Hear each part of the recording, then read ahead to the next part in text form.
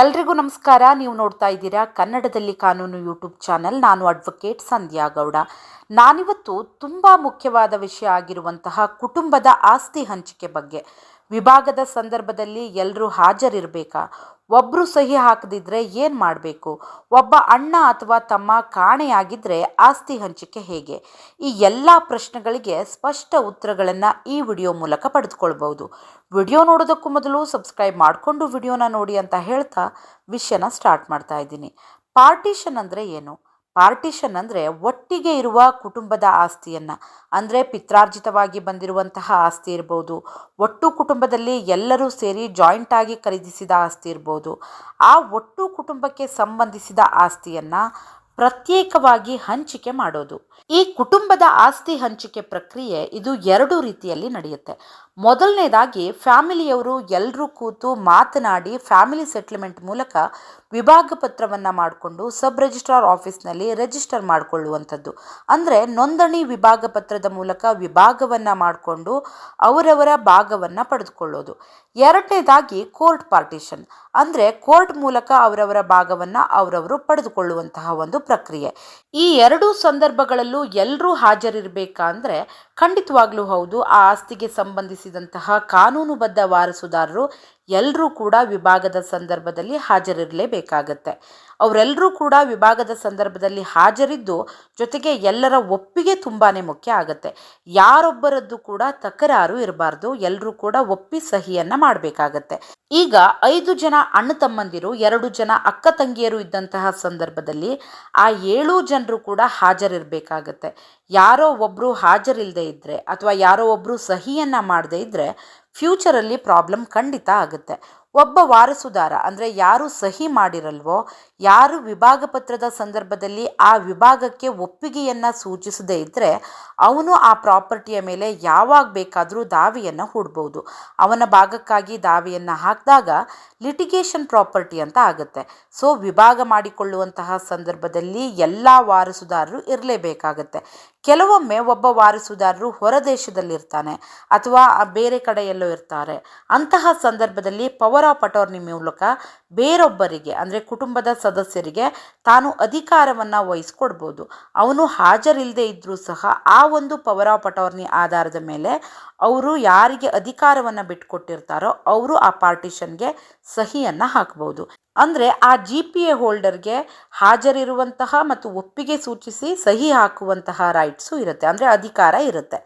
ಈಗ ಕುಟುಂಬದ ಎಲ್ಲ ಸದಸ್ಯರು ಒಪ್ಪಿ ವಿಭಾಗವನ್ನು ಮಾಡಿಕೊಳ್ಬೇಕು ಅಂಥೇಳಿ ತೀರ್ಮಾನಿಸಿರ್ತಾರೆ. ಆದರೆ ಒಬ್ಬ ಪಾರ್ಟಿ ಮಾತ್ರ ಒಪ್ಪದಿದ್ರೆ, ಅಂದರೆ ಒಬ್ಬ ವಾರಸುದಾರ ಮಾತ್ರ ಒಪ್ಪದೇ ಇದ್ದಾಗ ಅದು ಫ್ಯಾಮಿಲಿ ಸೆಟ್ಲ್ಮೆಂಟ್ ಆಗೋದಿಲ್ಲ. ಫ್ಯಾಮಿಲಿ ಸೆಟ್ಲ್ಮೆಂಟ್ ಫೇಲ್ ಆಗುತ್ತೆ.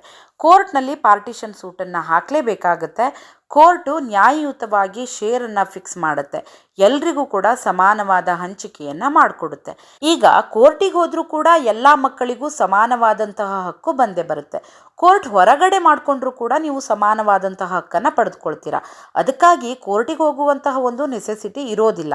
ಕೋರ್ಟ್ ಹೊರಗಡೆ ನೀವು ವಿಭಾಗ ಪತ್ರವನ್ನು ಮಾಡ್ಕೊಳ್ತೀರಾ ಅಂದರೆ ಎಲ್ಲರ ಒಂದು ಒಪ್ಪಿಗೆ ತುಂಬಾ ಮುಖ್ಯ ಆಗುತ್ತೆ. ಯಾರೊಬ್ಬರೂ ಕೂಡ ತಕರಾರನ್ನು ಮಾಡಬಾರ್ದು. ಆದರೆ ಪಾರ್ಟಿಷನ್ ಡೀಡ್ ಏನಿದೆ ಅಲ್ಲ ಅದನ್ನು ಕರೆಕ್ಟಾಗಿ ಮಾಡ್ಕೊಳ್ಬೇಕಾಗತ್ತೆ. ಪಾರ್ಟಿಷನ್ ಡೀಡ್ ತುಂಬಾ ಇಂಪಾರ್ಟೆಂಟ್ ಡಾಕ್ಯುಮೆಂಟ್ ಆಗುತ್ತೆ. ಅದಕ್ಕೆ ಎಲ್ಲರೂ ಕೂಡ ಸಹಿ ಮಾಡಿದರೆ ಲೀಗಲಿ ವ್ಯಾಲಿಡ್ ಅಂತ ಅನಿಸ್ಕೊಳ್ಳುತ್ತೆ. ಜೊತೆಗೆ ಅದನ್ನು ನೋಂದಣಿ ಮಾಡಿಸಿದ್ರೆ ಸ್ಟ್ರಾಂಗ್ ಎವಿಡೆನ್ಸ್ ಆಗುತ್ತೆ. ಫ್ಯೂಚರ್ನಲ್ಲಿ ಯಾವುದೇ ರೀತಿಯ ಡಿಸ್ಪ್ಯೂಟ್ಗಳು ಬರೋದಿಲ್ಲ. ಅವರವರ ಭಾಗವನ್ನು ಶಾಂತಿಯುತವಾಗಿ ಅನುಭವಿಸ್ಕೊಂಡು ಹೋಗ್ಬೋದು. ತುಂಬ ಜನ ಮಾಡುವಂತಹ ದೊಡ್ಡ ಮಿಸ್ಟೇಕ್ ಅಂದರೆ ಬಾಯಿ ಮಾತಿನ ಮೂಲಕ ನಿನಗಿಷ್ಟು ನನಗಿಷ್ಟು ಅಂಥೇಳಿ ಹಂಚಿಕೆಯನ್ನು ಮಾಡಿಕೊಂಡು ತುಂಬ ವರ್ಷಗಳಿಂದ ಅನುಭವದಲ್ಲಿ ಇದ್ಕೊಂಡು ಬಂದು ಅವರವರ ಭಾಗವನ್ನು ಅಭಿವೃದ್ಧಿಪಡಿಸ್ಕೊಳ್ತಾ ಇರ್ತಾರೆ. ಆದರೆ ಯಾವುದೇ ರೀತಿಯ ಕಾಗದ ಪತ್ರಗಳನ್ನು ಮಾಡ್ಕೊಂಡಿರೋದಿಲ್ಲ. ದಯವಿಟ್ಟು ಆ ರೀತಿಯಾಗಿ ಮಾಡ್ಕೊಳ್ಳಿಕ್ಕೆ ಹೋಗಬೇಡಿ. ಯಾಕಂದರೆ ಪಾರ್ಟಿಷನನ್ನು ಮಾಡ್ಕೊಳ್ತೀರಾ ಅಂತ ಅಂದರೆ ಸರಿಯಾದ ರೀತಿಯಲ್ಲಿ ಬರವಣಿಗೆಯ ಮೂಲಕ ಪಾರ್ಟಿಷನನ್ನು ಮಾಡಿಕೊಂಡು, ಅಂದರೆ ವಿಭಾಗ ಪತ್ರವನ್ನು ಮಾಡಿಕೊಂಡು ಅದನ್ನು ನೋಂದಣಿ ಮಾಡಿಸೋದು ತುಂಬಾ ಮುಖ್ಯ ಆಗುತ್ತೆ. ಸರಿಯಾದ ಡಾಕ್ಯುಮೆಂಟೇಷನ್ ಇರದಿದ್ದರೆ ಫ್ಯೂಚರಲ್ಲಿ ಲಿಟಿಗೇಷನ್ ಬರುವಂತಹ ಸಾಧ್ಯತೆ ಹೆಚ್ಚು. ಮತ್ತೊಂದು ತಪ್ಪು ಅಂದರೆ ಎಲ್ಲರ ಒಂದು ಸಮ್ಮತಿಯನ್ನು ಪಡೆಯದೇನೆ, ಅಂದರೆ ಎಲ್ಲರ ಒಪ್ಪಿಗೆಯೂ ಇಲ್ಲದೇನೆ ವಿಭಾಗ ಪತ್ರ ಮಾಡಿಕೊಳ್ಳೋದಕ್ಕೆ ಮುಂದಾಗುವಂಥದ್ದು. ಆ ರೀತಿ ಖಂಡಿತ ಮಾಡಬೇಡಿ. ಎಲ್ಲರೂ ಕೂತು ಮಾತನಾಡಿ ಏನಾದರೂ ಸಮಸ್ಯೆಗಳಿದ್ದರೆ ಬಗೆಹರಿಸ್ಕೊಂಡು ವಿಭಾಗ ಪತ್ರವನ್ನು ಮಾಡಿಸ್ಕೊಳ್ಳಿ. ಎಲ್ಲರ ಕನ್ಸೆಂಟ್ ಏನಿದೆ ತುಂಬಾ ಮುಖ್ಯ ಆಗುತ್ತೆ. ತುಂಬ ಜನ ಮಾಡುವಂತಹ ಮತ್ತೊಂದು ಮಿಸ್ಟೇಕ್ ಅಂದರೆ ವಕೀಲರ ಸಲಹೆಯನ್ನು ಪಡೆದುಕೊಳ್ಳದೇನೆ ಅವರವರೇ ತಪ್ಪಾದ ಬರವಣಿಗೆಗಳ ಮೂಲಕ ವಿಭಾಗವನ್ನು ಮಾಡಿಕೊಳ್ಳುವಂಥದ್ದು. ಆ ರೀತಿ ಖಂಡಿತ ಮಾಡಬೇಡಿ. ಸರಿಯಾದ ರೀತಿಯಲ್ಲಿ ಹಂಚಿಕೆಯನ್ನು ಮಾಡಿಕೊಳ್ಳುವಾಗ ಸರ್ವೆ ನಂಬರ್ಗಳು ಅಂದರೆ ಪ್ರಾಪರ್ಟಿ ಡೀಟೇಲ್ಸನ್ನು ಕರೆಕ್ಟಾಗಿ ಹಾಕಬೇಕಾಗತ್ತೆ, ಚೆಕ್ ಬಂದಿಗಳನ್ನು ಕರೆಕ್ಟಾಗಿ ಹಾಕಬೇಕಾಗತ್ತೆ, ಯಾರ್ಯಾರಿಗೆ ಯಾವ ಭಾಗ ಅಂಥೇಳಿ ಸರಿಯಾದ ರೀತಿಯಲ್ಲಿ ವಿಭಾಗ ಪತ್ರವನ್ನು ಮಾಡಿಕೊಳ್ಬೇಕಾಗತ್ತೆ. ಹಾಗಿದ್ದಾಗ ನಿಮ್ಮ ವಿಭಾಗ ಪತ್ರ ಲೀಗಲಿ ವ್ಯಾಲಿಡ್ ಅಂತ ಅನಿಸ್ಕೊಳ್ಳುತ್ತೆ. ಮತ್ತೊಂದು ವಿಚಾರಕ್ಕೆ ಬರೋದಾದರೆ, ಇದು ಫ್ಯೂಚರ್ನಲ್ಲಿ ಲಿಟಿಗೇಷನ್ ಆಗುವಂತಹ ಸಾಧ್ಯತೆ ಇರುತ್ತೆ. ಅಂದರೆ ಲಿಟಿಗೇಷನ್ ಆಗುವಂತಹ ಸಿಚುವೇಶನ್ ಬಂದೇ ಬರುತ್ತೆ. ಮಿಸ್ಸಿಂಗ್ ಪರ್ಸನ್ ಕೇಸ್ ಅಂದರೆ ಒಬ್ಬ ಅಣ್ಣನೋ ಅಥವಾ ತಮ್ಮನೋ ಕಾಣೆಯಾಗಿದ್ದರೆ ಅವನಿಗೂ ಕೂಡ ಆ ಪ್ರಾಪರ್ಟಿಯಲ್ಲಿ ಹಕ್ಕಿದ್ದೇ ಇರುತ್ತೆ. ಜೀವಂತ ಇದ್ದರೆ ಶೇರನ್ನು ಕೂಡ ಕೊಡಬೇಕಾಗತ್ತೆ. ಅದಕ್ಕೆ ಅವರನ್ನು ಇಗ್ನೋರ್ ಮಾಡಬಾರ್ದು.